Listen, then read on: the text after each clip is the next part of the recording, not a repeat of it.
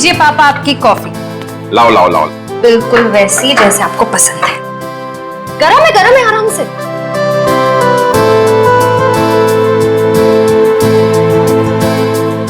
Wow, मेरी बेटी जैसी कॉफी इस दुनिया में कोई नहीं बना सकता। वो तो है, लेकिन एक जमाने में मैं भी बहुत टेस्टी कॉफी बनाया करती थी। तुम हो ही इतनी टेस्टी। हाँ?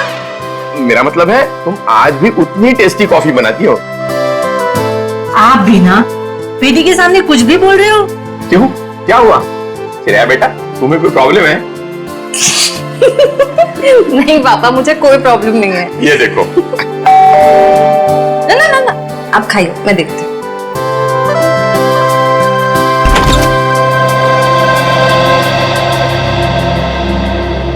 सिद्धार्थ, क्या हुआ, चौक गई मुझे देखकर? सिद्धार्थ बेटा, आओ अंदर आओ। बैठो, मैं तुम्हारे लिए अरे कॉफी। नहीं श्रेया, मैं थोड़ा जल्दी में हूँ। मैं ये एंगेजमेंट कार्ड दिखाने आया था।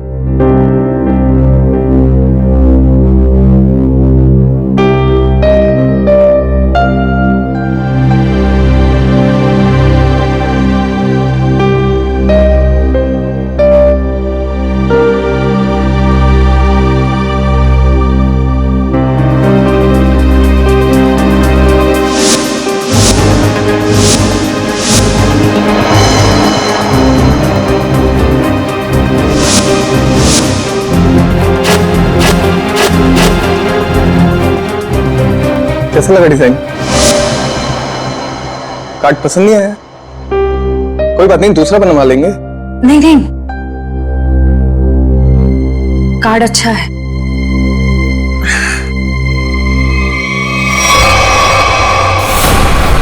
चल चल चल चल चल चल चल चल, हम लोग इस बंगले छुप जाते हैं। अरे जैसा भी नहीं यहाँ पर।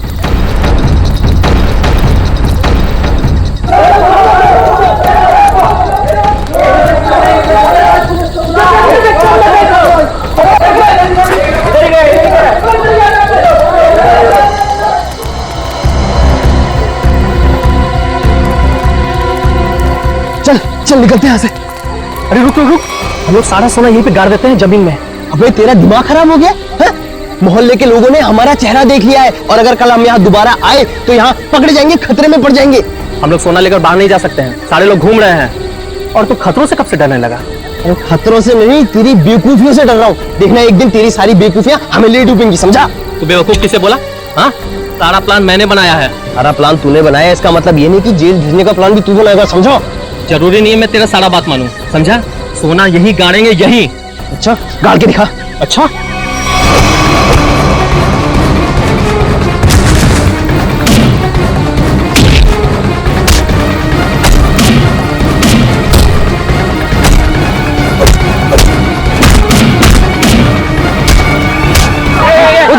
उधर से आवाज है।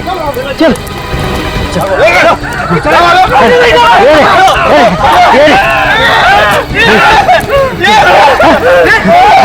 अरे ये तो कंकाल है।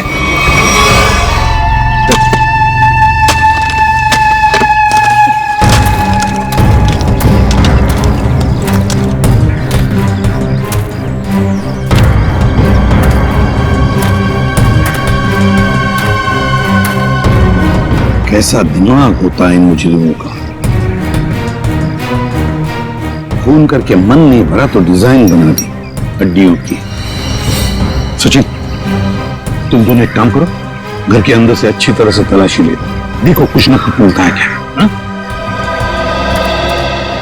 टांगों की हड्डियां अलग अलग लोगों की हैं। हाँ तारिका, अलग अलग इंसानों की है। बस मुझे लगता है कम से कम 2 लोगों का तो खून हुआ है यहाँ पर। हाँ विक्रम सर, ये बाकी की हड्डियां मिल गई है, इन्हें यहाँ पे दफना के रखा गया था।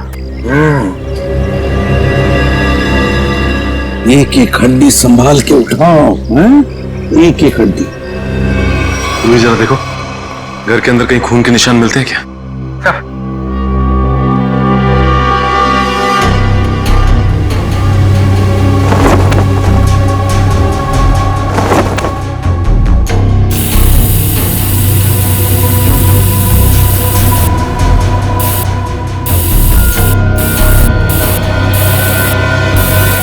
जी सर, गांव वालों का कहना है कि 1984 में इस घर के मालिक अपने पूरे परिवार के साथ ऑस्ट्रेलिया चले गए थे छुट्टी मनाने के लिए। कुछ दिनों बाद उनकी मौत की खबर आई वहां से। पूरी फैमिली समुंदर में डूब गई। अच्छा एक बात बताइए, ये उनकी मौत के बाद कोई घर का ख्याल व्याल रखने नहीं आया था? नहीं सर, दोस्तों और रिश्तेदारों को लगता था कि इस घर में कुछ आत्माएं हैं। आत्मा? अच्छा, आप लोगों ने यहाँ पे आत्मा देखी है क्या?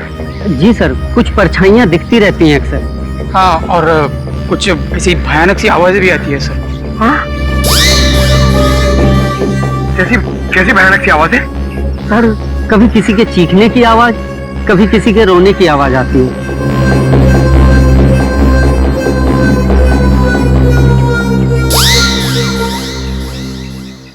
सनके, इन सारी हड्डियों को देखकर लगता है कि खून एक आदमी का हुआ है और एक औरत का भी। ये देखना, पेल्विक गर्ड, एक पेल्विक गर्डल किसी औरत की है। हाँ बस, लेकिन एक कमाल की बात है। क्या?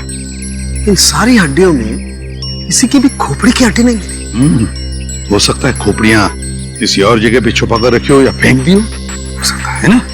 मयूर, विक्रम, काम करो, बंगले के आसपास का एरिया अच्छी तरह से छानो और ढूंढो, देखो, कुछ न कुछ तो जरूर मिलेगा। एक एक कोना भी मत छोड़ो। जाओ। Yes sir. ये बंगला बंद ही रहता है? और आप लोग आसपास रहते हैं? जी सर। यही घर मिला था तुम लोगों को?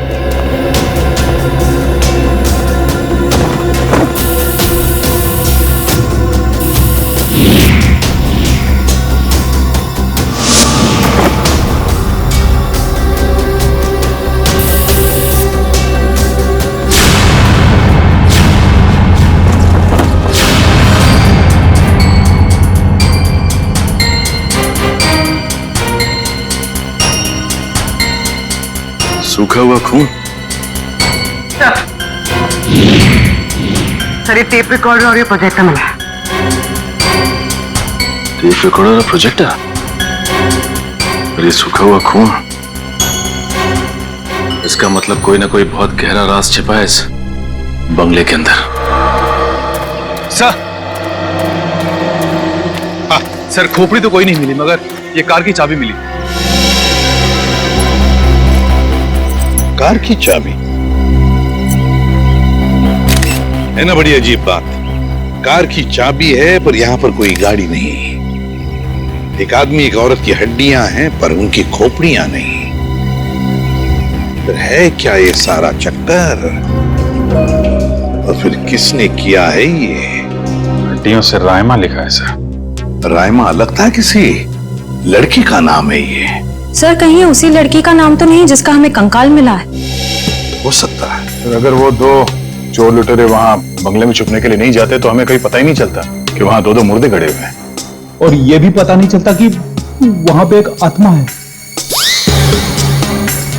न जाने कितने साल पहले ये जुर्म हुआ है। और ताज्जुब की बात यह है सर कि खूनी ने लाशों को गाड़ा नहीं, ये नाम लिखा रायमा। यहां पर से हमें कुछ चीजें भी मिली है ना, वो टेप रिकॉर्डर, प्रोजेक्टर और कपड़े। इन तीनों चीजों से हमें खूनी के बारे में बहुत कुछ पता चल सकता है। ज्यादा देर खुला नहीं घूमेगा ये खूनी। सर, हमने उन सब चीजों को रिपेयर के लिए भेज दिया है। बहुत जल्द पता चल जाएगा कि हमारा शक सही था या गलत। और वो गाड़ी की चाबी जो हमें मिली थी, कीजो कार की चाबी। कीजो? अच्छा, तो फिर कीजो कार कंपनी से हमें पता चल सकता है। क्या आप हमें बता सकते हैं ये चाबी किस गाड़ी की है और ये गाड़ी आपसे खरीदी किसने? बिल्कुल बता सकते हैं। सबके इग्निशन पॉइंट में डालकर देखेंगे, फौरन पता चल जाएगा। आइए सर। एक मिनट, उससे पहले आप ग्लव्स पहन लीजिए। Thank you.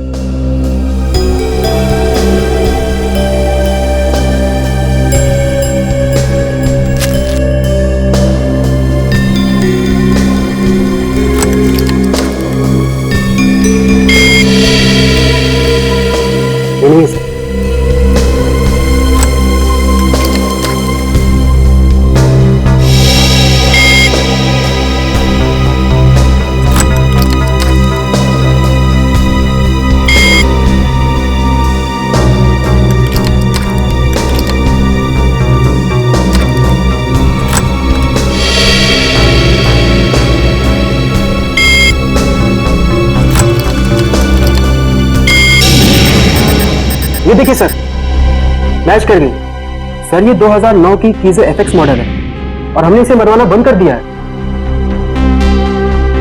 कीजो FX 2009 model. आपके किसी कस्टमर ने कोई रिक्वेस्ट की थी ऐसी चाबी की डुप्लीकेट चाबी बनवाने की? ये पता करने में तो बहुत वक्त लग जाएगा।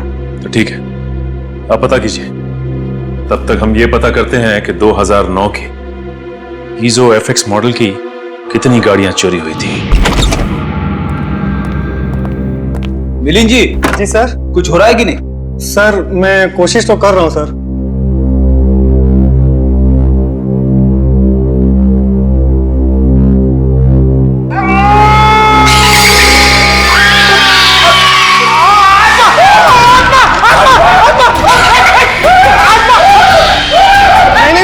नहीं सर, आत्मा नहीं है, ये तो गलती से फेडर खुल गया था। हाँ, ये वही रिकॉर्डर है जो आप लोग लेके आए थे, उसी में से आवाज आ रही थी ये। सर, ये आत्माओं ने शॉर्टकट मारना शुरू कर दिया है। ये अपनी आवाज यूज नहीं करती हैं, इस टेप रिकॉर्डर में आवाज डाल के यूज करती हैं।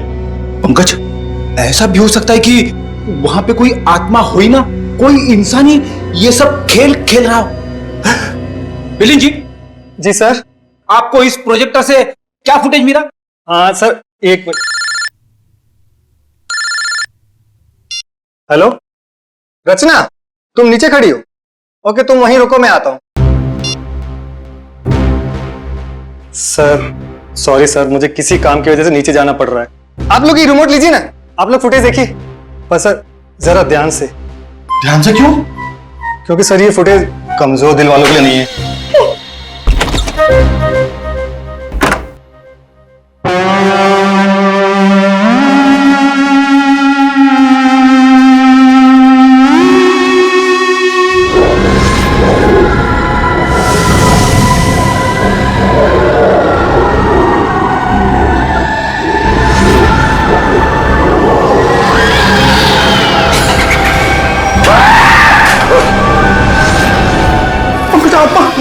पंकज, पंकज नंबर 13 की आत्मा यहाँ आ गई।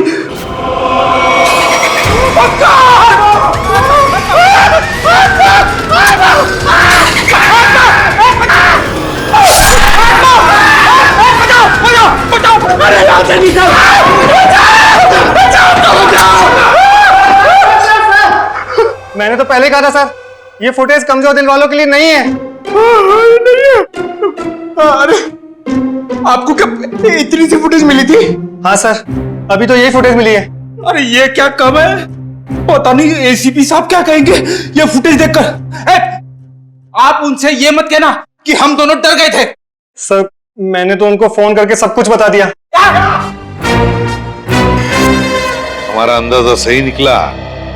ये खूनी इस प्रोजेक्टर के जरिए किसी को डरा रहा था, आत्मा बनकर। सर हो सकता है कि इस फुटेज का उन मुर्दों के साथ कोई लेना देना ही ना हो। I mean, लोगों में ये अफवाह फैली है कि इस बंगले में आत्मा है, तो हो सकता है कि ये पूरी फुटेज किसी ने किसी के साथ मजाक करने के लिए बनाई हो। नहीं श्रेया, नहीं, इन दोनों चीजों का जरूर एक दूसरे से कोई ना कोई संबंध है। ये डरावनी फुटेज उस खूनी के विकृत दिमाग में से ही निकली है। हाँ सर, किसी को डराने या मजाक करने के लिए कोई इतनी मेहनत नहीं करेगा। फुटेज में ये जो आत्मा है, इसे प्रोफेशनल तरीके से फिल्माया गया है, स्पेशल इफेक्ट्स के साथ, जैसे फिल्मों वगैरह में होता है। और इस फुटेज को देख के लगता है सर कि खूनी को स्पेशल इफेक्ट्स का काफी ज्ञान है, या फिर हो सकता है उसने ये फुटेज किसी स्पेशल इफेक्ट स्टूडियो में बनवाई है। हाँ बिल्कुल सही, ऐसा ही हो सकता है। तो शहर में जितने भी स्पेशल इफेक्ट्स के स्टूडियोज हैं, सब में जाकर के पता लगाना पड़ेगा। आइए सर, ये बलविंदर है, वो गाड़ी की चाबी इन्हीं की थी। क्या बात है सर, मुझे यहाँ क्यों बुलाया गया है? हमें आपकी गाड़ी की चाबी मिली है। कहाँ से सर? उन्नति नगर, बंगला नंबर 13। ये एड्रेस कुछ जाना पहचाना लग रहा? नहीं सर। नहीं? रायमा नाम सुना है पहले कभी? बिल्कुल नहीं सर। मगर सर इसका मेरी गाड़ी से क्या लेना देना है? आपकी गाड़ी है कहाँ? सर वो तो कई सालों से गायब ही है। कब से? 5 जुलाई 2011। दरअसल मेरा टैक्सी का बिजनेस है। मेरी कंपनी का नाम है बलविंदर एंड कंपनी। मेरा ड्राइवर प्रीत उस दिन गाड़ी लेकर न जाने कहां गायब हो गया। तब से लेकर आज तक मेरी गाड़ी का कोई अता पता ही नहीं है सर। और उस ड्राइवर का? अस्पताल से फोन आया था कि उसे वहां भर्ती किया गया है। मैं उसे वहां देखने गया था। उसकी हालत बहुत खराब थी सर। आग लगने की वजह से उसका थोड़ा शरीर जल गया था। रहता कहाँ ये तुम्हारा ड्राइवर? सर आजकल वो मानसिक चिकित्सालय में है। सर वो बहुत गहरे सदमे में है। मानसिक चिकित्सालय? कौन से हॉस्पिटल में है वो? सर पूना से 50 किलोमीटर आगे एक स्टेट मेडिकल सेंटर है, वहीं पर है वो। State medical centre? हाँ तारिका जी, कुछ बात बनी? सर चेक कर रहे हैं ना, कुछ ना कुछ तो पता चल ही जाएगा। भाई साहब, मैं दिखाई नहीं दिया आपको? दिखाई? अरे सर आप तो सपने में भी दिखाई देते हैं। हाँ सर, आज सुबह ही सपना देख रहा था। जैसे ही मैं फॉरेंसिक लैब में आता हूँ, आप इस केस के बारे में कुछ ऐसी बातें बताते हैं कि शाम तक खूनी पकड़ा गया। विजीत, तुमने सपना देखा? जी सर। और सपने में मुझे देखा? जी सर। ना, तुमने सपने में तारिका जी को देखा होगा। जी सर। नहीं सॉरी सर, क्या क्या कह रहे हैं सर आप भी? तो बताइए डॉक्टर साहब, इन कंकालों ने अपनी आप बीती बताई? हाँ, थोड़ी बहुत बातें पता चली है भैया। सबसे खास बात ये कि ये कंकाल मतलब खूनी ने इनकी खाल को एसिड से जला दिया है। माय गॉड, इतनी बेरहमी से मौत हुई है इनकी। टेस्ट करने से पता चला कि ये खून नहीं है, लमाइन रेड नाम का केमिकल है, जिसका इस्तेमाल ज्यादातर फिल्म्स, टीवी सीरियल्स और नाटकों में किया जाता है, नकली खून दिखाने के लिए। तो इसका मतलब किसी ने पूरी तैयारी कर रखी थी ये बंगला नंबर 13 में किसी को डराने की।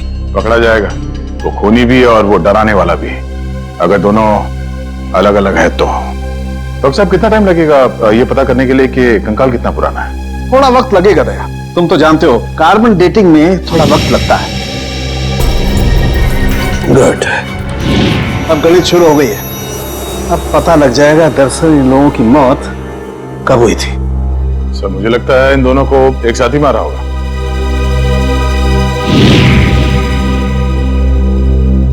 36 से 38 महीने पहले, मतलब 3 साल पहले। 2011 में मौत हुई इनकी, और उस बलविंदर की कार भी जुलाई 2011 को गायब हुई थी, बंगला नंबर 13 से। सर अब तक तो खूनी शहर छोड़ के भागा होगा, उसे ढूंढेंगे कैसे? भागने दो, कहां तक भागेगा? सीआईडी से नहीं बच सकता। Excuse me. जी? सीआईडी से। हेलो सर, मैं आप ही लोगों का इंतजार कर रहा था।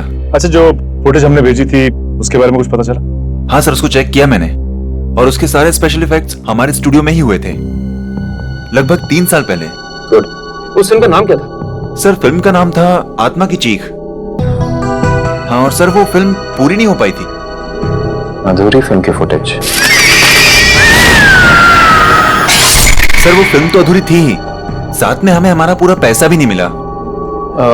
कौन से बैनर की फिल्म थी ये? प्रोडक्शन हाउस का नाम क्या था? सर वो नए लोग थे, और उस प्रोडक्शन हाउस का नाम था, 1 मिनट, हाँ सर उसका नाम था magic media works. Magic media works. अब तो यही लोग बताएंगे कि इस आत्मा की चीख को लोग सुन के नहीं पाए। प्रीत की हालत में पिछले 3 सालों में बिल्कुल सुधार नहीं हुआ। उस वक्त किसी लड़की की आत्मा के बारे में बात करता था और आज भी करता है। सर लड़की की आत्मा? अच्छा, पिछले 3 साल में जितने भी लोग प्रीत से मिलने आए थे उनकी लिस्ट चाहिए हमें। हाँ, हैरानी की बात यही है सर, पिछले 3 सालों में इससे कोई भी मिलने नहीं आया, सिवाय मिस्टर बलविंदर के, जो उनके इलाज का खर्चा उठा रहे हैं। बलविंदर? जी सर। ओके।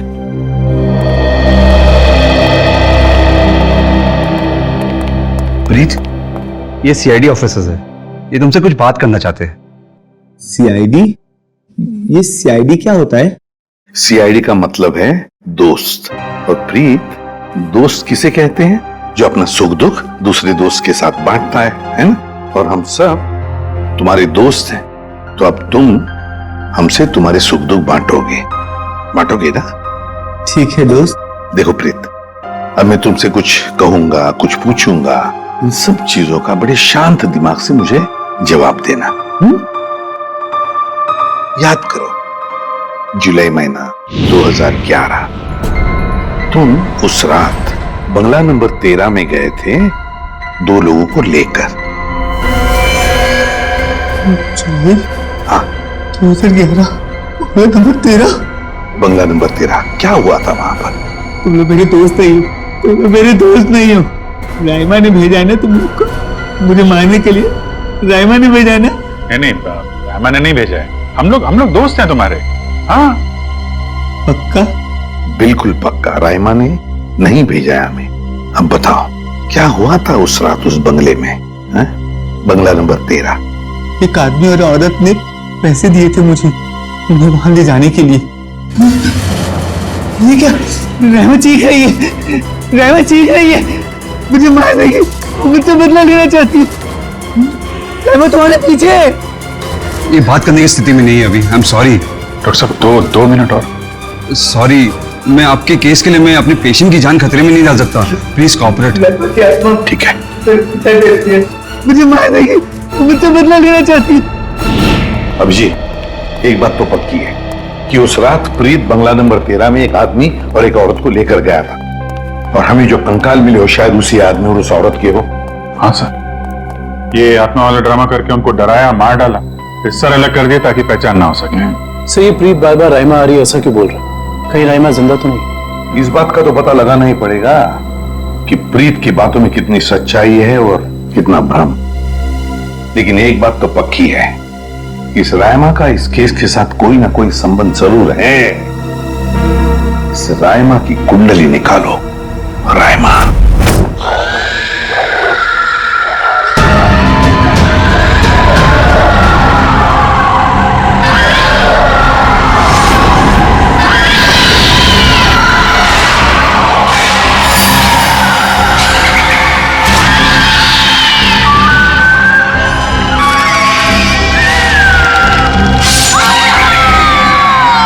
ये फुटेज आपको जिस बंगले से मिली वहां खून हुए?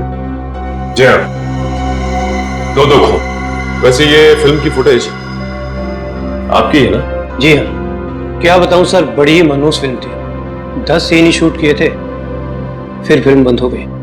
और बंद होने के बाद इस फिल्म के सारे राइट्स मैजिक मीडिया बॉक्स के पास आ गए, if I am not wrong, है ना मिस्टर आलोक?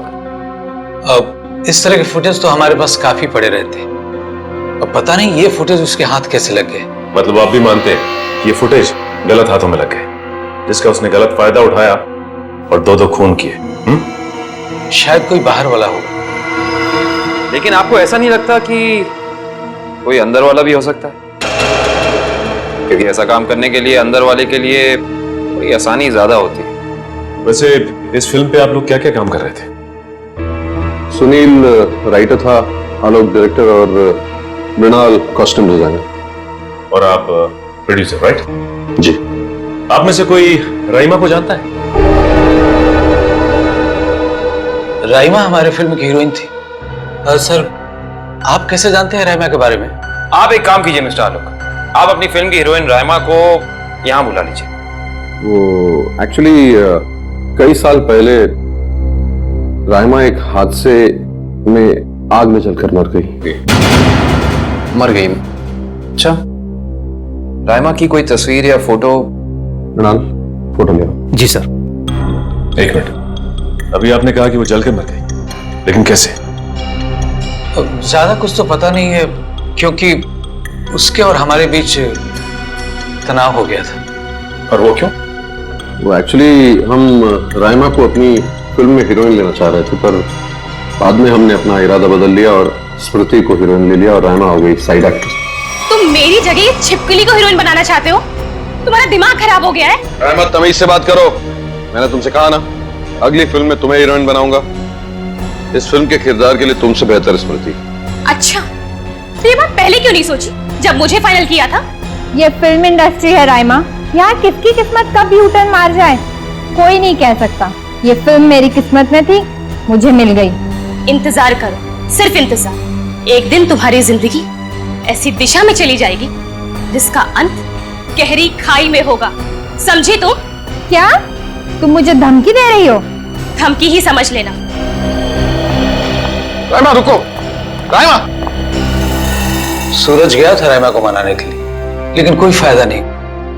एक हफ्ते बाद खबर आई कि एमजे स्टूडियो में आग लगी है और राइमा की मौत हो गई। मुझे अफसोस है, अगर राइमा हमारी फिल्म की हीरोइन होती तो शायद ये दुर्घटना ना होती और आज वो जिंदा होती। आलोक जी, आप एक काम कीजिए, आप अपनी फिल्म की नई हीरोइन स्मृति, उनको यहाँ बुलाइए जरा। मैंने उसे कॉल किया था, उसका फोन लगा नहीं, और आर्ट डायरेक्टर विराज का भी वो फोन डेट बता रहा था। विराज और स्मृति से मिलना पड़ेगा। सर, ये रहे फोटो। ये है राइमा। राइमा ने स्मृति को धमकी दी, उसके बाद राइमा खुद मारी गई। तो फिर ये खून कर कौन रहा है? इसका जवाब तो अब विराज और स्मृति से मिलकर ही पता चलेगा। मैंने पता किया, ये विराज और स्मृति इस ब्लू रोज प्रोडक्शन हाउस में काम कर चुके हैं। गुड निखिल, इससे पूछते हैं। अरे सुनिए भाई साहब जी, ये विराज शंकर है, आर्ट डायरेक्टर है, काफी टीवी में और फिल्मों में सेट लगाए हैं इन्होंने। इन्हें पहचानते हैं आप? नहीं सर, मुझे नहीं मालूम। जी, आगे पूछते हैं। एक्सक्यूज मी, हम लोग सीआईडी से। जी, आप विराज शंकर को जानते हैं? विराज शंकर? हाँ सर, मैं जानता हूँ। वो बेचारे बहुत कर्जे में थे, पर फिर पता नहीं क्या हुआ उनका। उनका कोई एड्रेस, कोई पता? सर, इस बारे में कुछ ज्यादा तो पता नहीं है, लेकिन उनका ऑफिस कहीं अंधेरी में है। अच्छा, ये फोटो को ध्यान से देखिए। स्मृति ये फिल्मों में काम करती है, पहचानते हैं आप इन्हें? जी हाँ, इनकी बंद फिल्म के बाद इनको कोई प्रोड्यूसर फिर से रिलॉन्च करना चाहते थे, लेकिन सर ये पता नहीं क्यों बदकिस्मती से ये 2011 में अमेरिका चली गई और उसके बाद फिर लौट के आए हैं। ये स्मृति का कोई अता पता जहाँ हम उनसे मिल सकते हैं? हमें तो नहीं पता, पर उस एजेंसी पर उसका पुराना एड्रेस होगा जहाँ पर उन्होंने चमकार वॉशिंग पाउडर का विज्ञापन किया था। ठीक, थैंक यू। यार, एजेंसी से स्मृति के घर का पता निकलवाते हैं।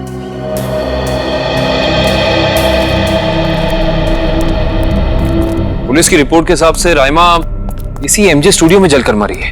पता नहीं काबिल, लेकिन ये बात इतनी सीधी है नहीं जितनी की लग रही है। जैसा कि फाइल में लिखा हुआ है कि स्टूडियो में आग लगी रात के 2 बजे। ये राइमा स्टूडियो में 2 बजे करने क्या आई होती, जबकि यहाँ शूटिंग भी नहीं चल रही थी। सही कह रहे हो सच, लेकिन एक बात है जो मेरे दिमाग से निकल नहीं रही है, वो ये कि यहाँ रात 2 बजे आग लगी तो सुबह 5 बजे तक किसी को पता क्यों नहीं चला? और रिपोर्ट के हिसाब से यहाँ आग 5 बजे लगी।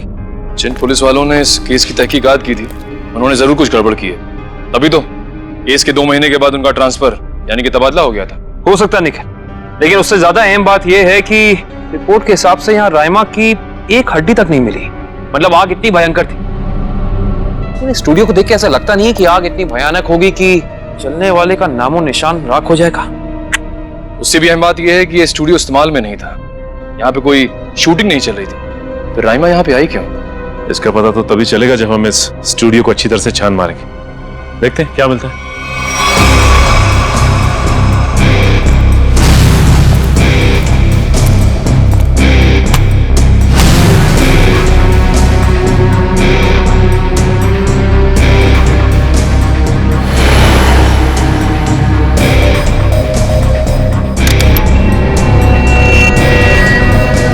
ये देखो, जली हुई गन।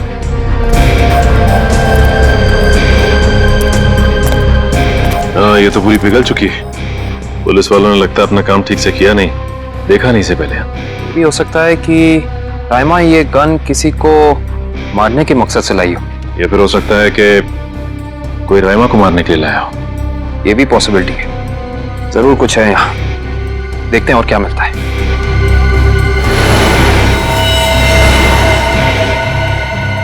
सर, कंकाल। एक मिनट, लेकिन जरा संभाल संभाल। करण, शीट लाओ। एक बार कंकाल, वो भी पूरी तरह से जला हुआ, और उसकी लंबाई 5 फीट 6 इंच है। और राइमा की लंबाई 5 फुट 3 इंच। इससे साफ पता चलता है कि ये कंकाल राइमा का नहीं बल्कि किसी और का है। केस सुलझने की बजाय और उलझता चला जा रहा है। एक बात और, हम लोगों को यहाँ जली हुई गन जरूर मिली है, लेकिन इस लड़की की मौत गोली लगने की वजह से नहीं, इस लड़की की मौत जलने की वजह से ही हुई है। देखो, ढूंढो और कुछ मिलता है क्या।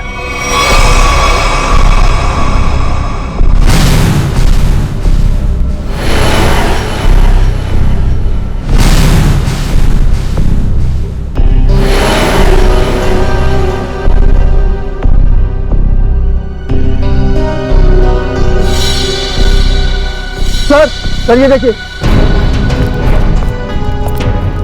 सर, बाल बाल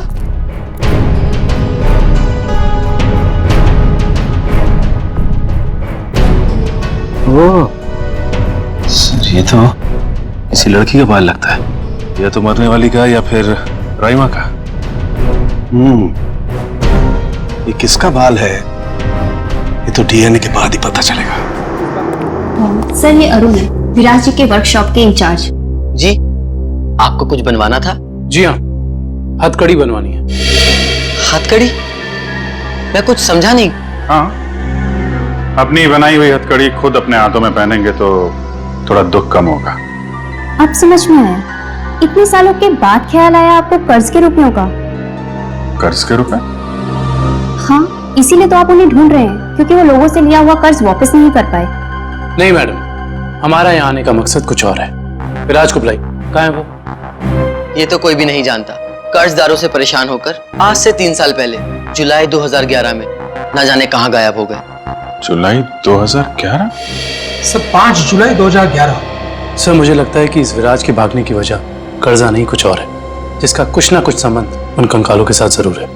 मुझे तो लगता है उनमें से एक कंकाल विराज का है। याद है सारुण के साहब ने कहा था, आदमी वाला कंकाल किसी मजदूर या आर्टिस्ट का है जिसने जिंदगी भर अपने हाथों से बहुत काम लिया है।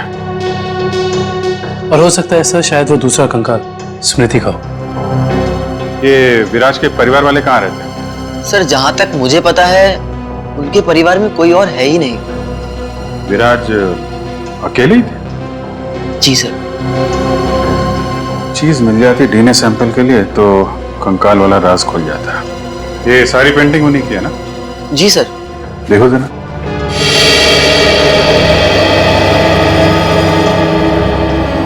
सर थंबप्रिंट ये विराज का है? जी हाँ सर, और ये थंबप्रिंट ही नहीं, ये पूरी पेंटिंग सर ने अपनी उंगलियों से बनाई है। Finger painting? इतना तो काफी है डीएनए टेस्टिंग के लिए। आप लोग? हम लोग सीआईडी से। अच्छा अच्छा, आइए आइए, आप ही ने फोन किया था ना? जी हाँ। दरअसल बात यह है कि हम स्मृति के बारे में आपसे कुछ पूछताछ करना चाहते हैं। पूछिए ना, क्या पूछना चाहते हैं आप? क्या आप बता सकती हैं कि स्मृति का आपके अलावा इस दुनिया में और कोई भी नहीं है? नहीं, उसके माँ बाप बचपन में ही गुजर गए।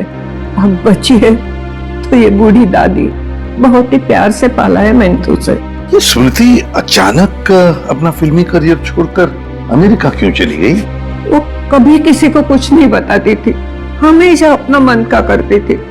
उस दिन भी उसके मैनेजर का फोन आया, कह रहा था कि मैडम किसी विज्ञापन की शूटिंग के लिए अमेरिका जा रही है। उसके मैनेजर से मैंने पूछा कि कब वापस आएगी वो, तो उसने कहा 3-4 दिनों में। लेकिन पूरे 3 साल हो गए, अब तक उसका कुछ पता नहीं, कुछ पता नहीं। कब की बात है ये, कुछ याद है आपको? कैसे भूल सकती हूँ, 5 जुलाई 2011। सर वो कंकाल भी 3 साल पुराना है सर, कहीं वो? सर कम से कम इतना तो पता कर दो, मेरी बच्ची के साथ हुआ क्या? वो इस दुनिया में है भी या नहीं? जब तक इस राज का बोझ मेरे दिल पर रहेगा, मैं इतना चैन से जी पाऊंगी, न मर पाऊंगी। देखिए, मैं आपसे वादा करता हूं कि सच क्या है इसका हम पता लगा लेंगे। प्लीज आप अपना ख्याल रखिए, ठीक है?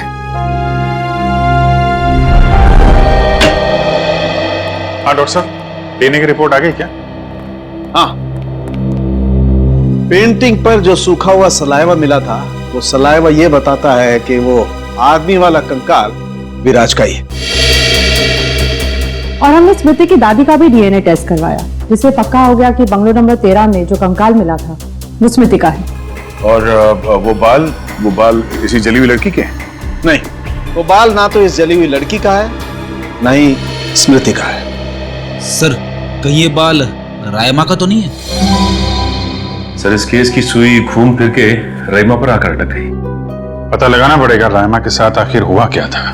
जैसा कि आप देख रहे हैं, सीआईडी ने एक और खूनी को पकड़कर एक बार फिर साबित कर दिया है कि उनके नाक के नीचे से कोई भी मुजरिम बच के निकल नहीं सकता। इस बार पकड़ी गई है बंगलो नंबर 13 में हुए खून की हत्यारी रायमा। एक मिनट प्लीज। सर, क्या ये बात सच है कि आप एक बाल के जरिए रायमा तक पहुंच गए? देखिए, इस वक्त हम आपके सवालों का जवाब नहीं दे सकते। जल्दी जब हम प्रेस कॉन्फ्रेंस लेंगे तब आपको सब बता देंगे। ओके, ठीक है, चलिए हटिए, अब जाने दीजिए। चलो हटिए। रायमा जी, आपने उन मासूम लोगों को क्यों मारा? क्या वजह थी इसके पीछे? रायमा जी, रायमा जी, प्लीज, रायमा जी।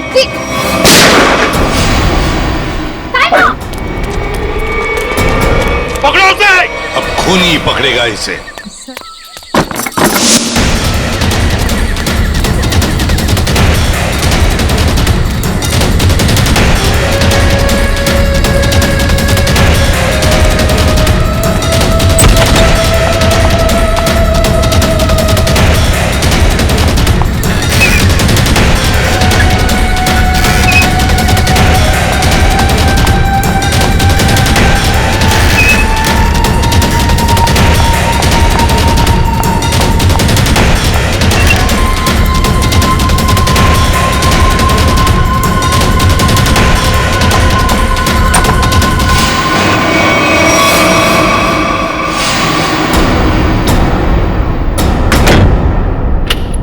बस,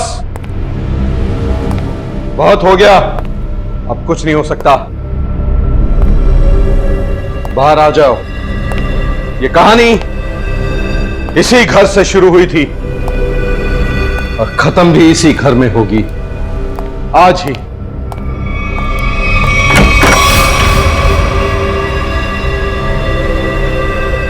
छुपने का कोई फायदा नहीं, बाहर आ जाओ।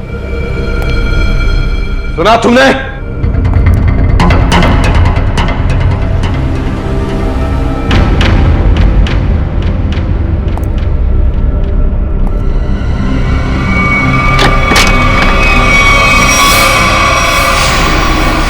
बहुत हो गया नकली रायमा बनने का नाटक। पर come on, move.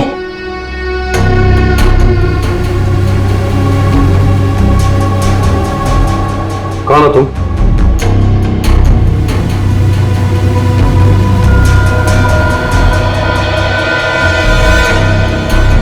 CID officer पूर्वी। सीआईडी?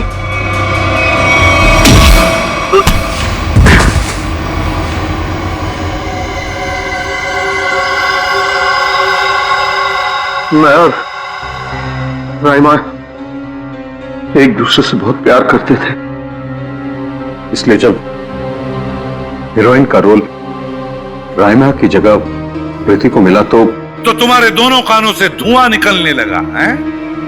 हाँ, हम स्मृति को सबक सिखाना चाहते थे, इसलिए हमने उसके अतीत के बारे में रिसर्च शुरू की। रायमा को पता चला कि एक्ट्रेस बनने से पहले स्मृति ड्रग्स के कारोबार से जुड़ी थी। इसलिए रायमा ने स्मृति को ब्लैकमेल करना शुरू कर दिया। क्यों?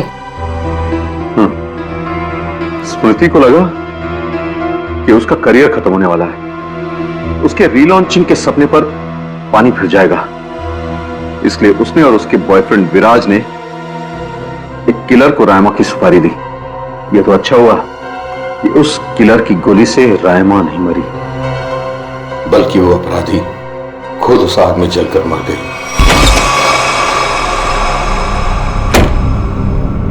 विराज, स्मृति, कहाँ हो तुम दोनों?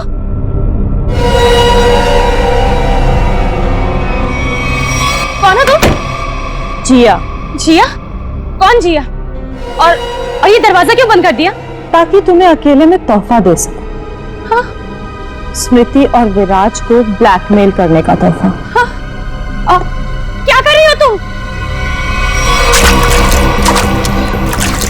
सुना है आग से जलकर मरने में बहुत दर्द होता है। आग? छोड़ दो मुझे, प्लीज, गोली मत चलाना। मौत से बचकर कहाँ भाग रही हो?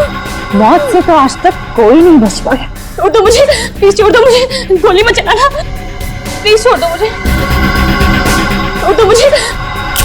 कोई आखिरी ख्वाहिश? और रहीमा? उसका क्या हुआ?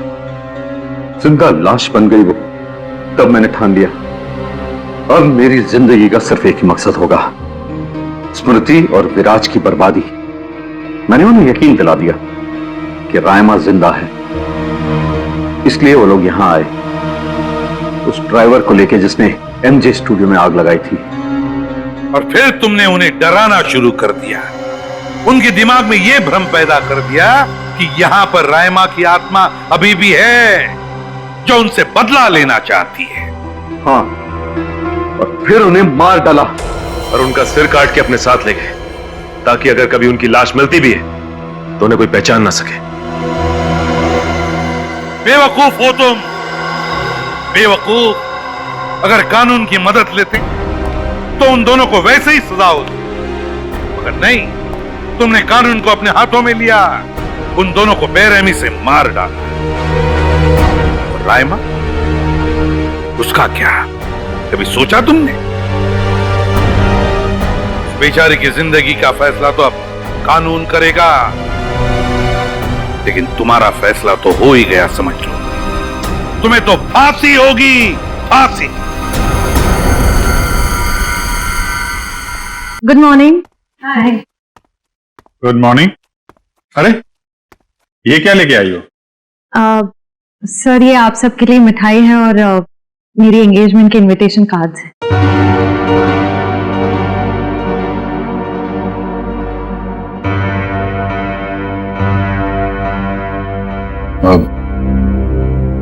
तारीख पक्की हो गई? जी सर, 28 सितंबर। अच्छा।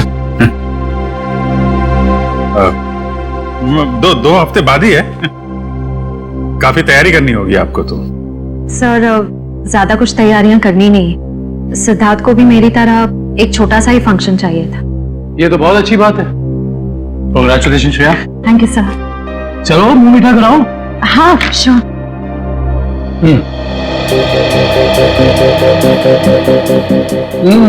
लड्डू बहुत अच्छे हैं। सर, आप लोग भी लीजिए ना। हाँ, थैंक यू सर।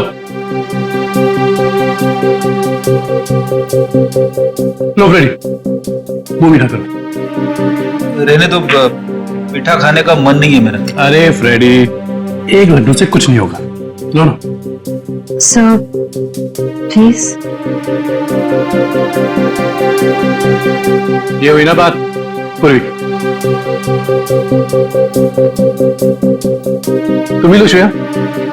नहीं सर, थैंक यू, लेकिन आप सबको जरूर आना है। ये भी कोई पूछने की बात है श्रेया? हम सब जरूर आएंगे, है ना सर?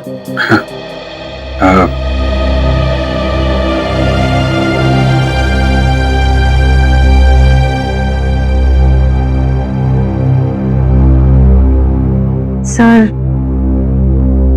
आप आएंगे ना?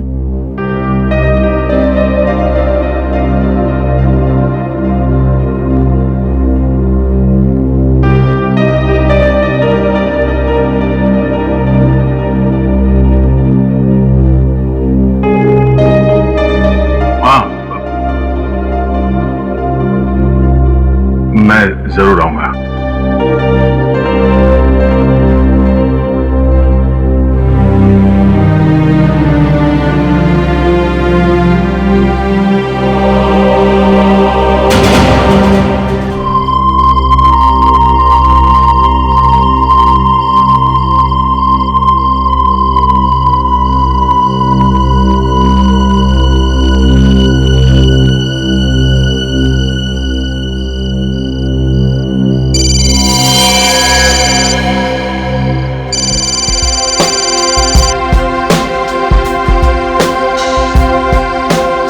हाँ पापा। अच्छा कि आप दोनों वहीं रुक गए, इतनी रात को ट्रैवल करना ठीक नहीं है। और वैसे भी बाकी के एंगेजमेंट कार्ड्स बांटने आप दोनों को फिर से वहां जाना ही पड़ता ना। ओके, अपना ध्यान रखिएगा। Good night.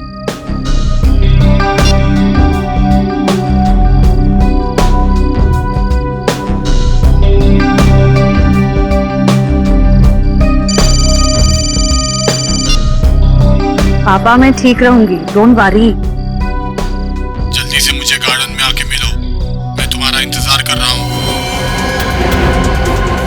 Hello hello, private number? कौन हो सकता है?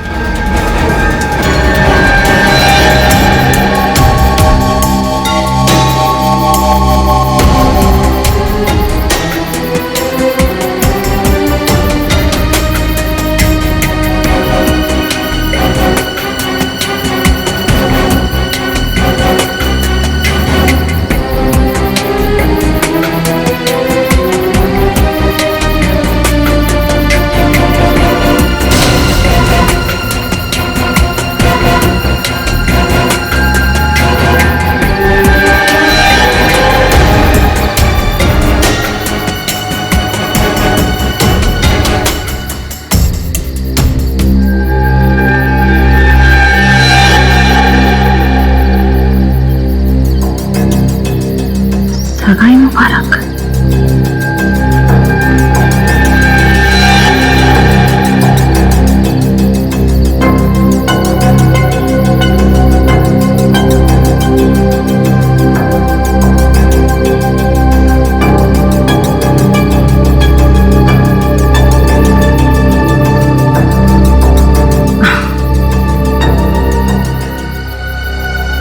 ये जरूर सिद्धार्थ ने रखा होगा।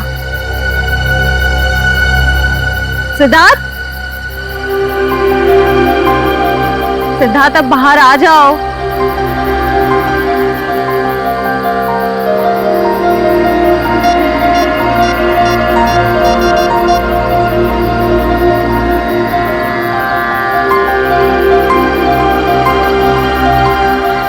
Not reachable.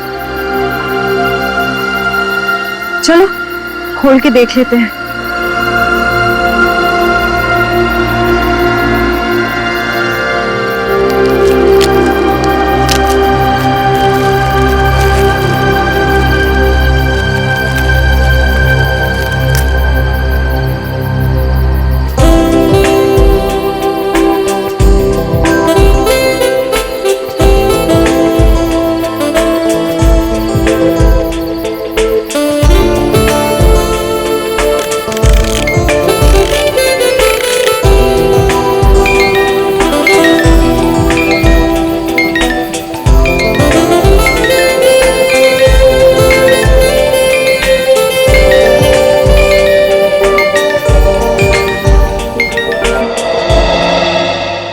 हम सीआईडी की तरफ से ऑर्फनेज में पैसे भेजने वाले थे, भेज दिए? हाँ सर, पहुंच गया। वहां से फोन भी आ गया है। अच्छा sir, very good. Sir please please sir उसे बचा लीजिए, प्लीज जल्दी कुछ कीजिए, उसे बचा लीजिए सर। एक मिनट, आप जरा शांत हो जाइए, शांत हो जाइए। क्या हुआ क्या है और आप कौन है पहले बताओ। सर मेरा नाम दीपाली है सर, उसकी जान को खतरा है सर, प्लीज जल्दी कुछ कीजिए, नहीं तो वो मर जाएगा। किसकी जान को खतरा है? कौन मर जाएगा? सर विशाल मर जाएगा सर, उसका खून होने वाला है। खून हो जाएगा? लेकिन ये विशाल है कौन? विशाल कबड्डी का एक खिलाड़ी है। नमस्कार दोस्तों, हर साल की तरह इस साल भी हमारी ऑर्गेनाइजेशन ने आपके लिए कबड्डी के मैचेस का आयोजन किया है। मैं अपने दर्शकों को बताना चाहूंगा, आज का जो फाइनल मैच है वो टीम एस यानी कि CRC वर्सेस V यानी कि हंटर्स के बीच होगा। हंटर्स के बहुत चहेते खिलाड़ी विशाल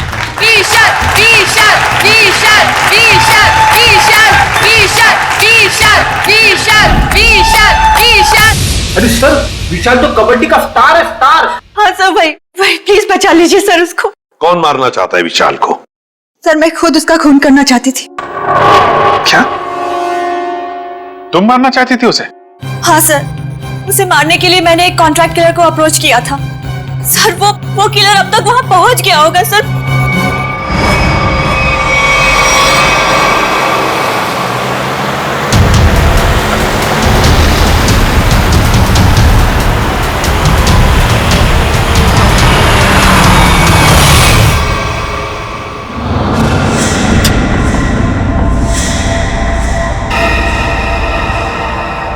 कहाँ विशाल है? कहाँ इस वक्त? सर वो भी स्पोर्ट्स क्लब में है, मैच थोड़ी देर में शुरू हो जाएगा।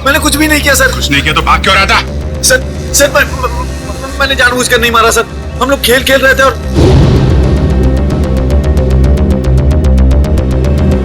गला दबा के मारने वाला था तू?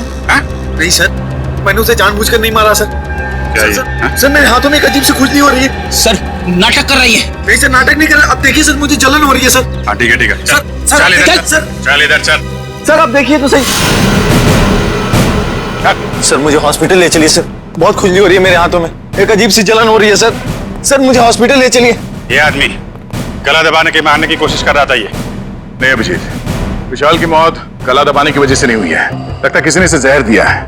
इसके शरीर पे रैशेस हैं और इन लोगों के हाथों पे भी रैशेस हैं। रैशेस? हाँ, रैशेस तो इसके हाथ में भी है। मतलब इन चारों ने मिलकर मारा है? मैंने कुछ नहीं किया। प्लीज सर हमें हॉस्पिटल ले चलिए सर, बहुत जलन हो रही है सर, बहुत खुजली भी हो रही है। सर ये चारों के चारों सब नाटक कर रहे हैं बचने के लिए। नहीं सर, हमने कुछ भी नहीं किया सर। तुम सबका इलाज होगा। चलो चलो बाहर चलो, हाथ मत लगाओ शरीर से। चलो चलो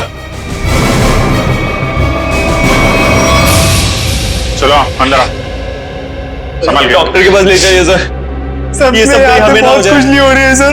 देखो तुम लोग अपने हाथों को शरीर से टच मत करो। बचा ली सर, हम मरना नहीं चाहते। अपने मरने की फिक्र हो रही है, दूसरों को मारते वक्त एक बार भी नहीं सोचा तुमने? अभिजीत क्या है, कौन है ये लोग? सर इन लोगों ने एक आदमी का खून किया हुआ है।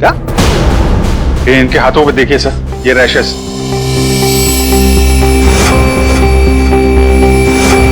शायद उस जहर की वजह से जिससे इन लोगों ने विशाल को मारा है। मतलब? सर जब हम लोग ग्राउंड में पहुंचे तो विशाल इन लोगों के साथ खेल रहा था। जैसे ही इन लोगों ने विशाल को पकड़ा, उसको 2 मिनट के अंदर ही विशाल की मौत हो गई।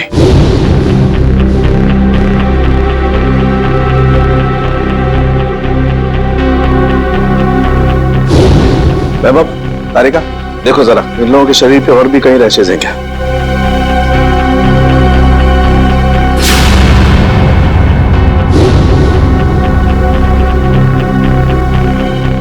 क्या तारिका है कहीं? नहीं सर, और कहीं नहीं। अभिजीत, इनके सिर्फ हाथों पे रैशेज हैं। मुझे लगता है इन्होंने मरने वाले को अपने हाथों से जहर दिया है। वैभव एक काम करो, इनकी स्किन टेस्ट करनी है, जरा इक्विपमेंट लेके आओ। सचिन इन लोगों को यहाँ लाइन पे खड़ा करो। चलिए चलो आ जाओ। खड़े हो सीधा, क्विक क्विक, चलो हाथ दूर।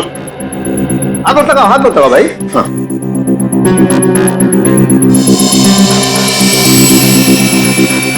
एक मिनट।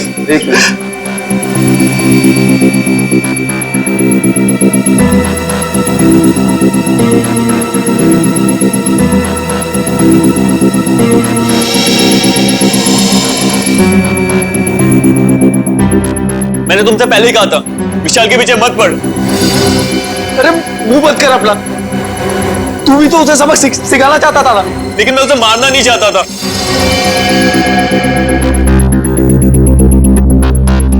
आइए, बॉडी को इस तरफ लाइए।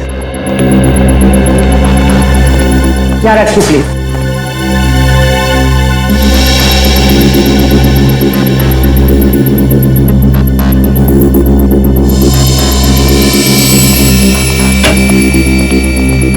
सचिन इनकी तलाशी लो, देखो कुछ छपाया तो नहीं इन लोगों ने। हाथ ऊपर करो, सीधे खड़े।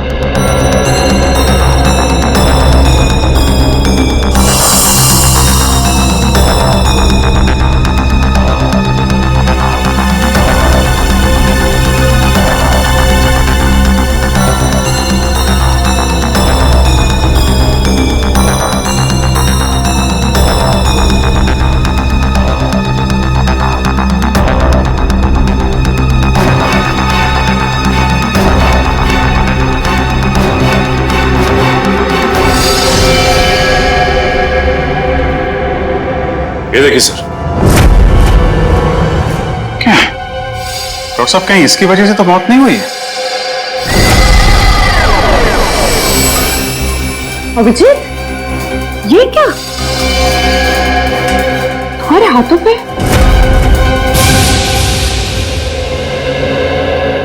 ऐसा कौन सा जहर खिलाया था विशाल को तुम्हारे इस कॉन्ट्रैक्ट किलर ने, जो 2 मिनट में उसकी मौत हो गई?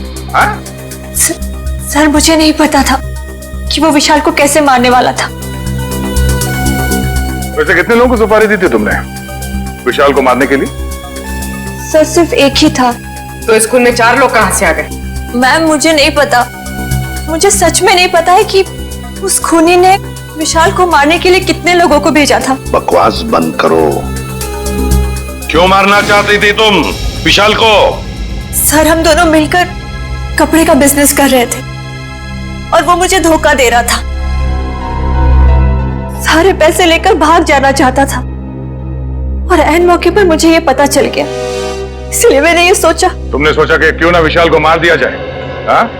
इतनी सस्ती लगती है तुम्हें लोगों की जिंदगी? मुझे समझ में नहीं आ रहा था कि मैं क्या करूं, इसलिए मैं आप लोगों के पास भागकर चली आई। सुन लिया? हमारी मदद मांगने आई थी विशाल को मारने के बाद। सहानुभूति चाहिए थी तुम्हें, हैं? उल्लू समझ के रखा है हमें। उन्हीं का आता पता मालूम है? नहीं सर। तो फिर सुपारी के पैसे कैसे दिए तुमने? सर वो प्लम्बर ने ही कांटेक्ट करवाया था। सर प्लम्बर ने कॉन्ट्रैक्ट के लिए का नंबर दिया? कौन है ये प्लम्बर? कौन है? सर वो प्लम्बर मेरे घर पे नल ठीक करने के लिए आया था। उसी ने कहा था कि अगर कोई उल्टा सीधा काम कराना हो तो मैडम मेरे पास एक आदमी है, आप बताना मुझे। प्लम्बर ने कहा? कहाँ मिलेगा ये प्लम्बर? हाँ?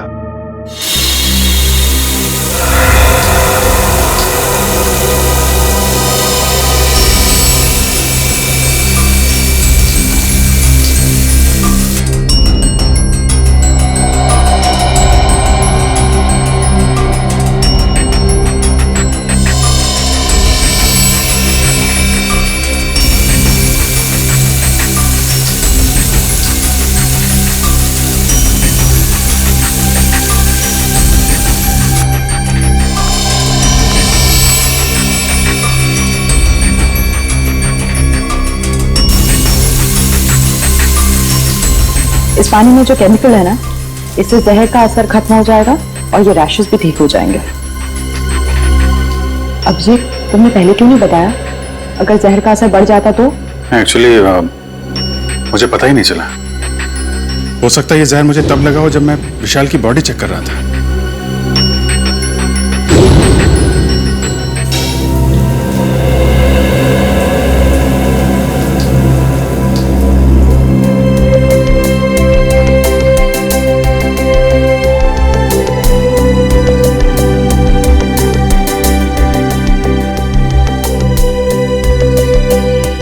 थैंक यू तारिका जी। अब तकलीफ थोड़ी कम हो गई है। भाई साहब तकलीफ और बढ़ गई है।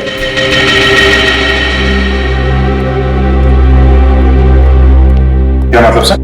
मतलब यहां दिखेगा। ये देखो अभिजीत, उस डिब्बी में जहर नहीं स्टेरॉइड्स है। ताकत के लिए लिया जाता है वो। सर आपको तो पता चल गया सर कि हम लोग बेकसूर हैं सर, तो हमें जाने दीजिए प्लीज। देखिए, कसूरवार कौन है बहुत जल्द पता चल जाएगा, लेकिन तब तक आप लोग हमारी निगरानी में रहेंगे। आप कहीं नहीं जा सकते।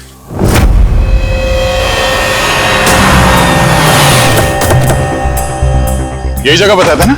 हाँ सर, मैंने फोन किया तो उसने कहा कि यहाँ का काम खत्म करके आता हूँ। अच्छा किया पता बताया, अब साथ में ले चलते उसे मरम्मत के लिए।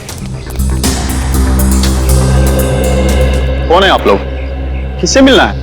आपके घर में प्लम्बिंग का काम चल रहा है, हम उसे लेने आए हैं। क्यों भाई, हमारा काम हो जाने दो ना, फिर ले जाना उसे। हम लोग सीआईडी से हैं। सीआईडी? जी हाँ। प्लम्बर कहाँ है? वो अंदर है, पंप हाउस में काम कर रहा है।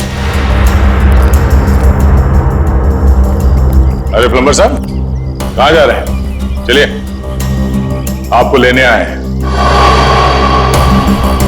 क्या हुआ? चलना नहीं है? हाँ? चलो। पीछे पीछे कहां तक जाओगे प्लम्बर साहब? चल।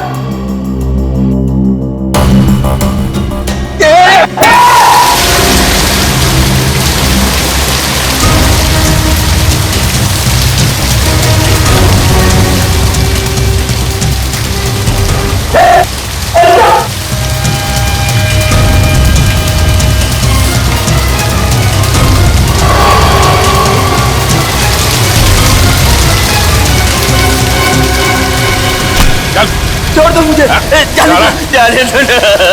अरे ऐसे कैसे छोड़ दे? इतना सारा पानी बर्बाद कर दिया तुमने। पानी की कीमत जानते हो तुम? 2 दिन से मेरे घर में पानी नहीं आया। रेडी, वॉचमैन को बोल के पानी बंद करवाओ। ये तो बात ही उल्टी हो गई भैया। खिलाड़ियों के हाथों से विशाल के शरीर में जहर नहीं गया है, बल्कि विशाल से खिलाड़ियों के हाथों में जहर गया। कमाल है, लेकिन विशाल के पास से कोई जहर था नहीं, हमने अच्छे तरीके से चेक किया था। और पोस्टमार्टम से पता चला है कि इसने कोई जहरीली चीज भी नहीं खाई थी। यहाँ इधर पैर पे बिल्कुल भी रैशेस नहीं है। और चेहरे पर भी नहीं है। और तो और सर, इसके पूरे शरीर पर किसी भी और तरीके के घाव या चोट के निशान भी नहीं है। राइट। और इसकी हड्डियां भी बिल्कुल सही सलामत है। मगर हम तो सोच रहे थे कि विशाल की मौत खिलाड़ियों के हाथों से पिटने से हुई। इसका मतलब खिलाड़ियों का कोई हाथ नहीं विशाल की मौत। नहीं सचिन, बिल्कुल हाथ नहीं। मुझे लगता हुआ ये होगा कि जैसे ही खिलाड़ियों ने इस विशाल को छुआ, उनके हाथों पे जहर आ गया। अब मगर जहर हाथ पे आया कहां से? सर, जहर कहीं टी शर्ट के अंदर तो नहीं? तो उसके शरीर पे वहीं पे रैशेस है जहां पे टी शर्ट होती है। राइट। इसका मतलब इस टी शर्ट को चेक करना चाहिए। नहीं नहीं, मुझे यहीं बैठना है। बैठ कुर्सी पे, बैठ। नहीं नहीं साहब, मैं ठीक हूँ, मुझे यहीं रहने दीजिए। सर ने बोला ना कुर्सी पे बैठ। समझ नहीं आ रहा तेरे? चल धुलाई रूम में चल। वो नहीं साहब, मुझे यहाँ बैठना है। जल्दी से बता, खूनी को कैसे जानते हो? जेल से। जेल से? हाँ साहब। साहब, एक बार मैं एक घर में चोरी करते वक्त पकड़ा गया और जेल चला गया। वहां मुझे जगीरा मिला था, तब से मैं जानता हूँ उसे साहब। कहाँ रहता है ये जगीरा? साहब पता नहीं साहब। चुप! पता नहीं, मिलते कैसे हो फिर उसे? साहब, बाहर आने के बाद मैं एक बार भी उससे नहीं मिला, सिर्फ फोन पर बात होती है। फोन पर? क्या नंबर है उसका? नंबर इसमें है साहब। देखो क्या नंबर है, जल्दी से फोन लगा के देखो कहां पर है ये।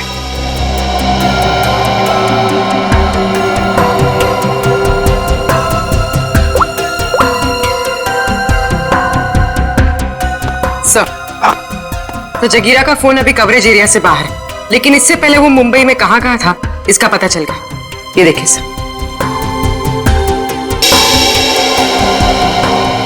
ये सारे डॉट्स वो लोकेशंस हैं जहां पर जगीरा गया था। दया, ये तो कबड्डी स्टेडियम है और यहां पर जब मैच हो रही थी तब जगीरा वहां पर था। सर, जगीरा इस इलाके में अक्सर जाता रहता है। इस महीने 7 दिन गया था वो यहाँ से। हो सकता है जगीरा इसी एरिया में रह रहा हो, या फिर अभिजीत, सचिन, ये मास्क पहन लो। इस केमिकल के फ्यूम्स बहुत जहरीले होते हैं।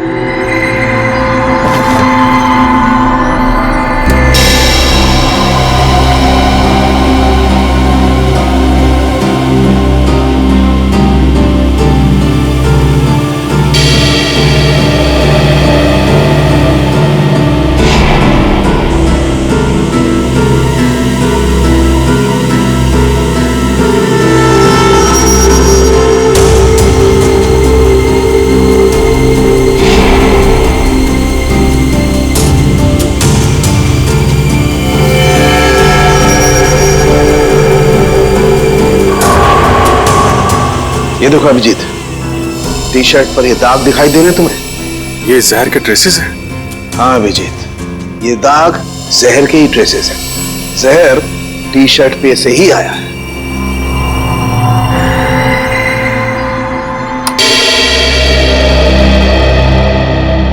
अभिजीत, इस टी शर्ट पर जहर पहले से लगा हुआ था। अच्छा, मतलब मैच शुरू होने से पहले जैसे ही विशाल ने ये टी शर्ट पहनी, जहर उसके शरीर में फैलने लगा और मैच के दौरान जहर ने अपना काम कर दिया। बिल्कुल, डॉक्टर सालुंखे, ये कौन सा जहर है? एग्जैक्टली कौन सा जहर है ये तो टेस्ट करने के बाद ही पता लगेगा, लेकिन ये पक्का है कि जहर बहुत खतरनाक है। लेकिन सर ये जहर विशाल की टी शर्ट में कब और कहां रखा गया होगा? इसका पता तो अब स्पोर्ट्स क्लब जाके ही लगेगा।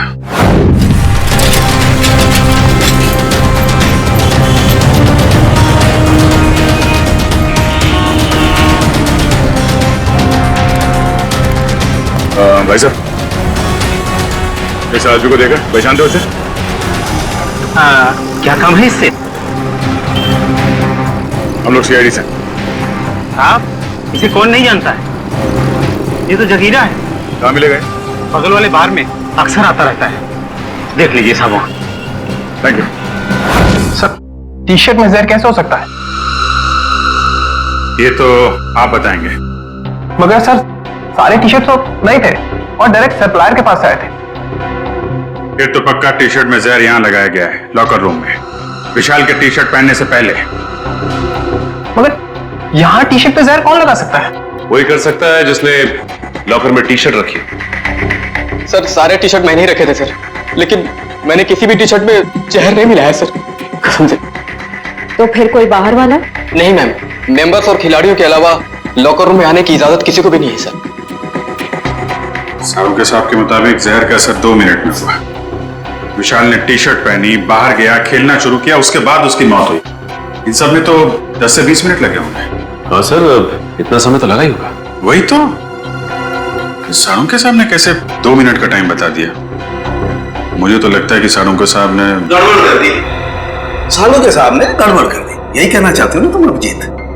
नहीं, ये मतलब नहीं था। मेरा मतलब ये था सर कि विशाल के टी शर्ट पहनने के बाद उसकी मौत में करीब 10 से 20 मिनट लगे होंगे। हाँ होगा, जरूर होगा, क्योंकि टी शर्ट के जहर को विशाल के पसीने से मिलने में 15-20 मिनट का वक्त लगा।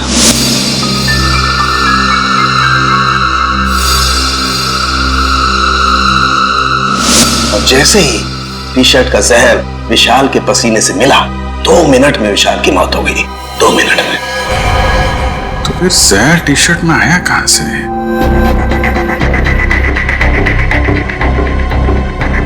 विशाल का लॉकर चेक करना हमने। विशाल के लॉकर की चाबी लेके आ। नहीं, तुम ये रुको, आप जाइए। शॉट।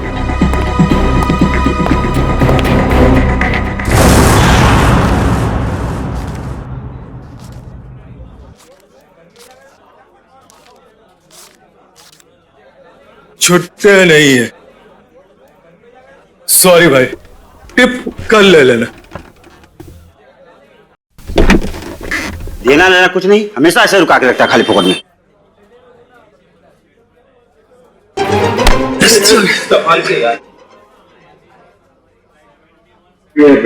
जगीरा आया क्या? नहीं सर, जगीरा तो अभी आया नहीं, लेकिन उसका दोस्त बैठा है कोने वाली टेबल पे, हो रहा।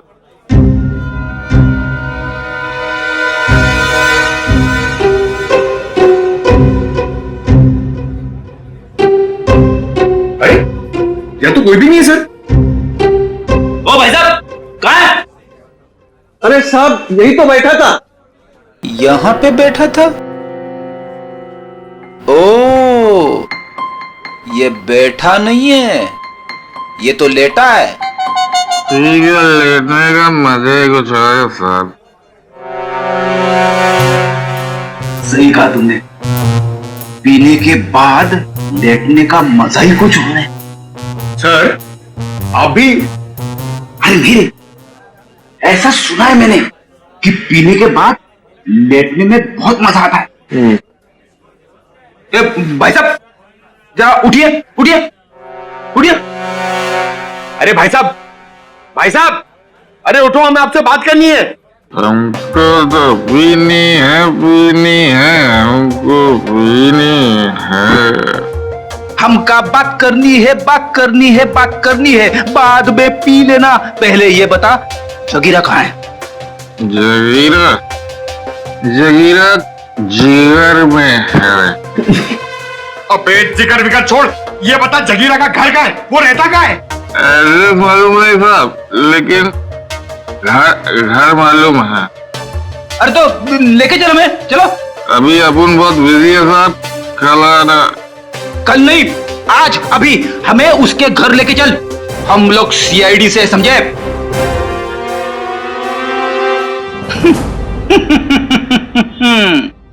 पंकज देगा, सीआईडी का नाम सुनते ही डर गया।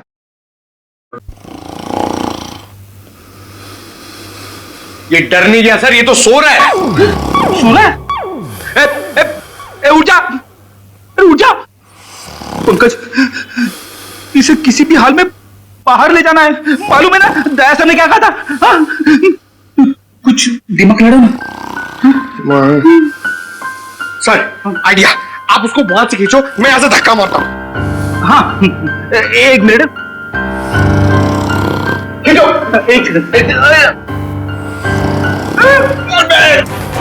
अरे ये उठ जा, निकल। अरे अटक गया क्या? सर ये नहीं उठेगा। अरे ये नहीं उठा तो हम उड़ जाएंगे। अरे कुछ दिमाग लड़ा, क्या करें? पानी पानी, ये लो पानी मारो उसके मुंह पे।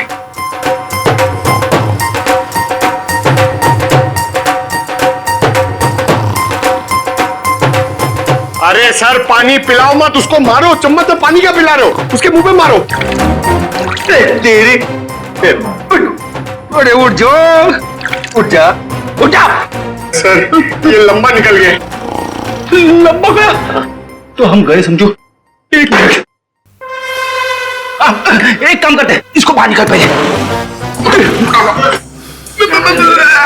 शाबाश, चलो आजा सर, चल। तेरा वेट बढ़ गया, समझे?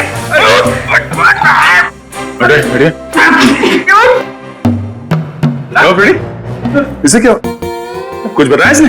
अरे कहां से बोलेगा सर, ये तो उठ ही नहीं रहा है। सर वेटर ने बोला एक बार दारू पी के अगर सो गया तो 3 दिन तक नहीं उठता है।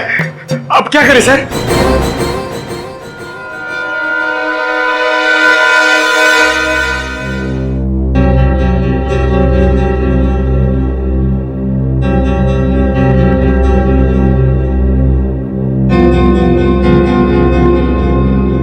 क्या खुशबू आ रही है? जगीरा, दारू। पहले जगीरा का घर, बाद में सब कुछ। पक्का? बिल्कुल। ठीक है, चलो। फॉर्मूला नंबर 42, शराबी को उठाना है तो दारू सुखाओ। शराब पीने वाले को शराब ही उठा सकती है। उठ, उठ।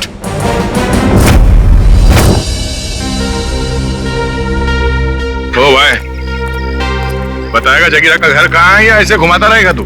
क्या साहब, अभी भाई बोला है तो भाई के ऊपर भरोसा रखने का ना साहब। अरे भरोसा किया है तभी तो तुम्हारे पीछे आ रहे। हाँ तो साहब मैं भी आपको किधर घुमा रहा हूँ?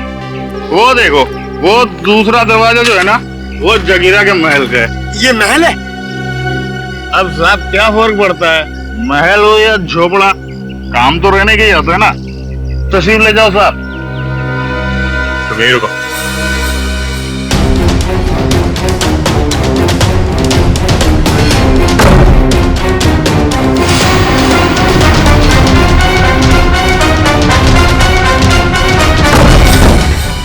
सर जगीरा तो कहीं नहीं है। लगता है वो भाग गया। ऐसे ही दरवाजा खुला रख के सर? उसी से पूछते हैं। ओ भाई साहब, जगीरा तो नहीं है घर में?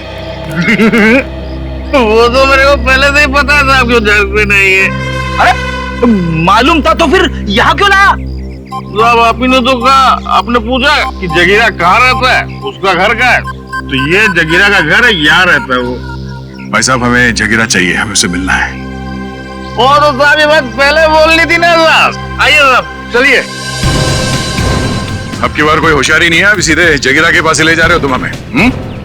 हाँ साहब, आपकी कोई गड़बड़ नहीं, जगीरा के पास ले जाऊंगा। आपकी अगर कोई गड़बड़ हुई ना। फिर से गड़बड़ करने वाला है तू? अरे साहब पूरी बात तो सुन लिया करो, अभी बात खत्म भी नहीं कि आप ढुबुक बीच में कूद गए। क्या करूं यार, तुम्हारी बातें ऐसी ट्रेन की सवारी है जो चलती कम है और रुकती ज्यादा है।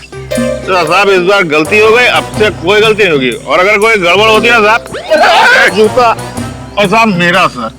चल चल फॉलो मी। यस।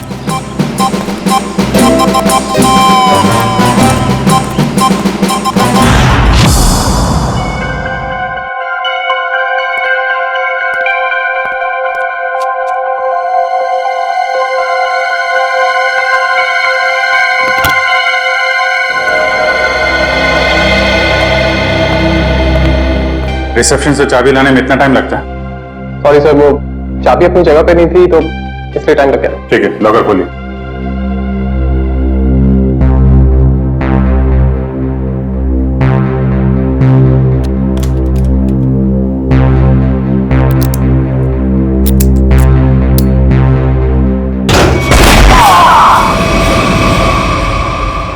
इस तरह के और भी एपिसोड देखने के लिए हमारे चैनल को सब्सक्राइब करें और बेल आइकन दबाना ना भूलें।